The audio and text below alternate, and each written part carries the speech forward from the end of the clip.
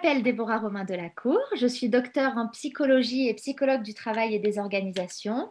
Donc, j'ai occupé durant une dizaine d'années différents postes décisionnels dans les champs de l'insertion, de la formation et de l'éducation.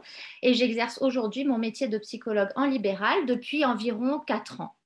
Donc, au sein de mon cabinet de psychologie, je développe 3 grands axes d'activité.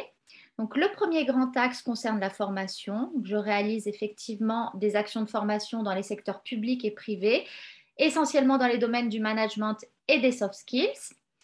Le deuxième grand axe de mon activité concerne le coaching. Donc, dans ce cadre, j'accompagne essentiellement des dirigeants et des managers qui souhaitent développer leur potentiel ou bien être accompagnés pour traverser une difficulté professionnelle passagère, comme par exemple un burn-out.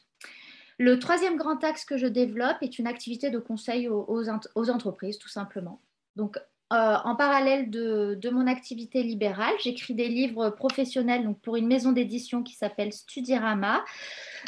Pourquoi? Parce que c'est important pour moi de participer à la diffusion des savoirs et puis parce que j'adore écrire.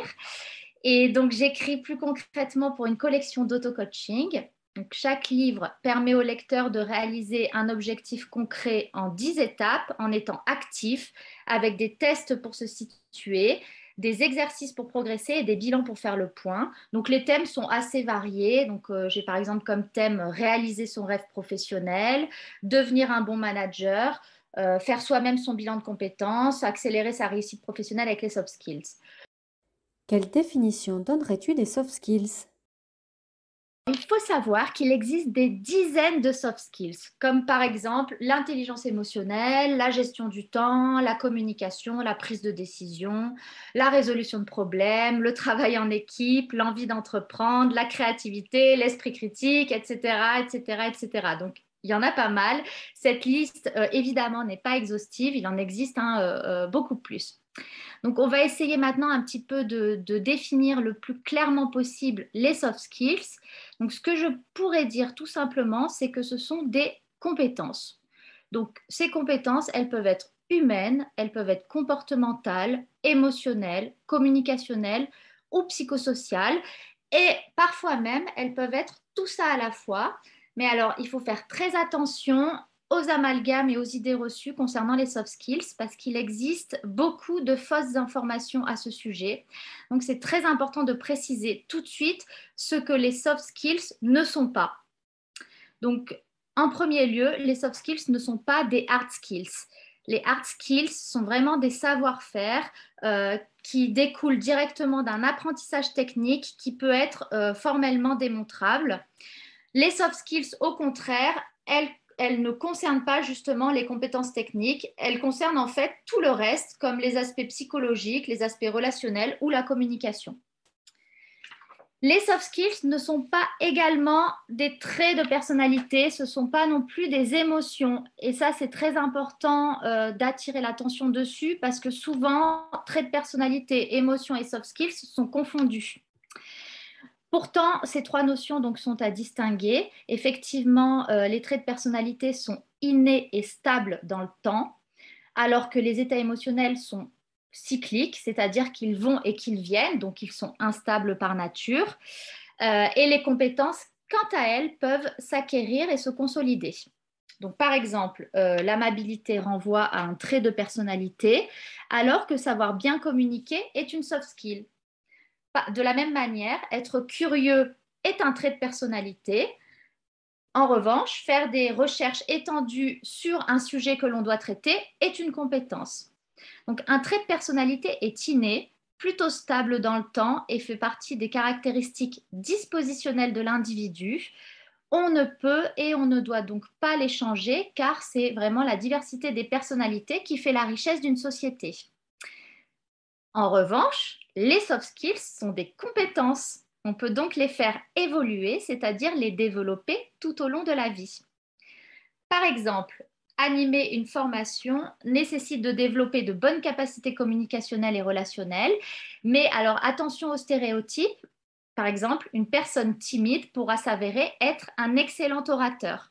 Effectivement, la capacité à prendre la parole en public s'améliore avec le temps lorsqu'elle est travaillée, puisqu'on est sur une compétence. En quoi ces compétences servent-elles notre développement personnel et professionnel? Les soft skills sont des compétences opératoires. Donc, cela signifie que ce sont des compétences à agir. Elles sont à la fois des savoirs agir, des vouloir agir et des pouvoir agir. Elles sont donc toujours associées à une activité ou à un problème à résoudre et s'inscrivent systématiquement dans un contexte particulier. Ainsi, les soft skills vivent dans l'action et c'est parce que l'on agit qu'elles nous permettent de progresser, de grandir, d'évoluer, à la fois sur le plan personnel et sur le plan professionnel, en fonction du contexte dans lequel elle est mise en action. Ce qui est certain, et de nombreuses études mettent à jour ce phénomène, c'est qu'une bonne maîtrise des soft skills constitue un marqueur de réussite. Une bonne maîtrise des soft skills joue également sur le développement et le maintien du sentiment de bien-être. Elles nous permettent d'être plus résilients face à la vie en général. Alors, pour quelles raisons le développement des soft skills impacte autant notre bien-être? Pour répondre à cette question, il faut bien comprendre que chaque soft skill, à différents degrés bien sûr, est constitué d'une face interne et d'une face externe, un peu comme un iceberg. La face externe concerne les comportements, ce qui est visible. Par exemple, la mobilisation de techniques d'écoute assertive dans le cadre d'une conversation conflictuelle.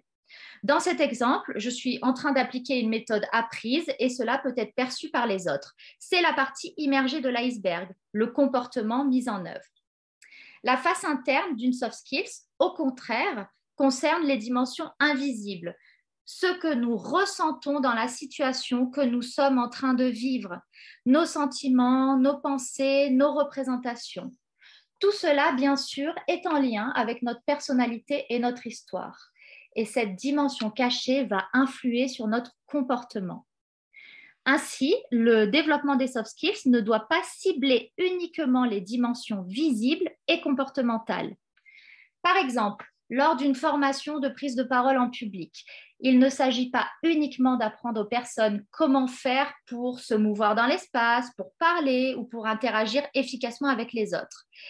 Il s'agit aussi de mettre à jour ce qui peut nous empêcher d'apprendre et de progresser dans ce domaine précis.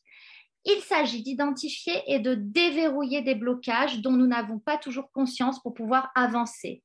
Il faut aller explorer la partie de l'iceberg qui reste toujours sous l'eau. De quelle manière peut-on développer nos soft skills?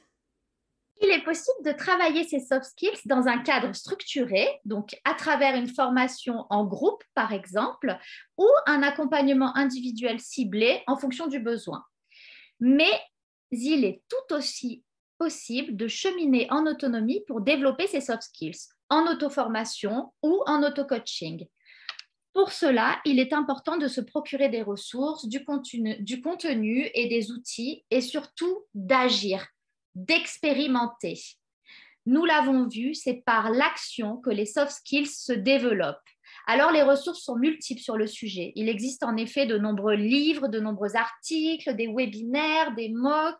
Donc, il ne faut pas hésiter à se saisir de toutes ces ressources pour pouvoir progresser. Alors, si l'on souhaite démarrer un travail en autonomie, je pense qu'une des soft skills les plus importantes à développer est l'intelligence émotionnelle. Autrement dit, la gestion des émotions. C'est une métacompétence, ce qui signifie qu'elle est en relation directe avec toutes les soft skills. Ainsi, développer son intelligence émotionnelle va avoir un impact positif sur les autres soft skills, comme par exemple la communication, la gestion du temps, la résolution de problèmes, etc.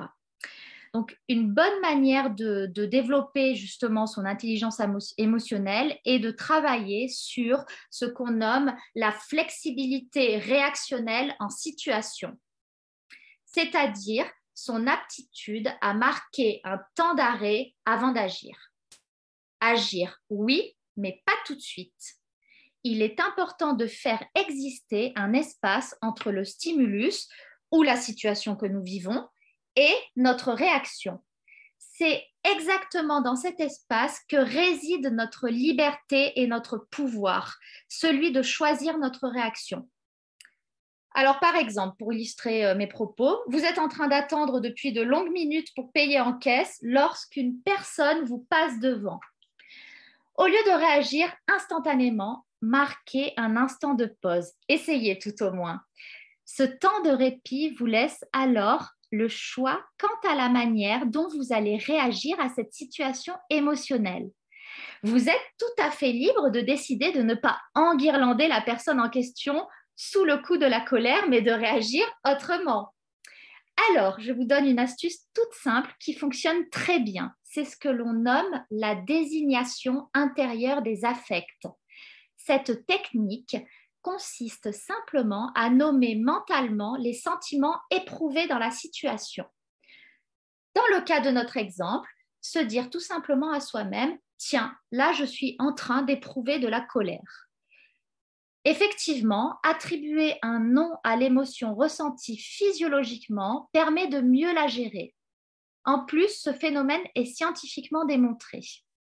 En effet, désigner mentalement l'émotion ressentie accroît l'activité du cortex ventrolatéral préfrontal droit, qui va alors fonctionner en quelque sorte comme une pédale de frein sur le cerveau et donc diminuer grandement l'intensité de l'émotion ressentie. Cela permet de retrouver son calme plus rapidement et d'agir avec plus de lucidité sans regretter après coup l'impulsivité de son acte. Cela permet également d'éviter à l'émotion négative de perdurer après la situation qui a posé problème. Une anecdote professionnelle ou un dernier conseil à nous partager?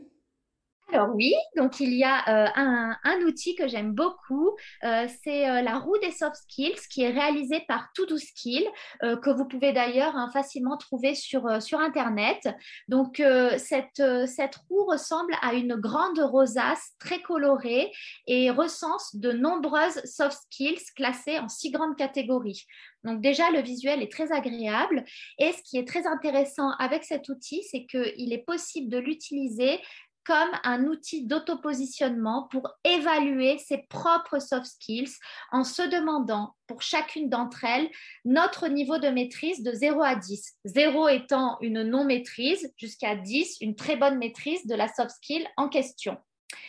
Donc, cette auto-évaluation peut être véritablement un très bon point de départ pour justement pour prendre conscience des soft skills que l'on pourrait avoir besoin de développer et de travailler plus à l'avenir.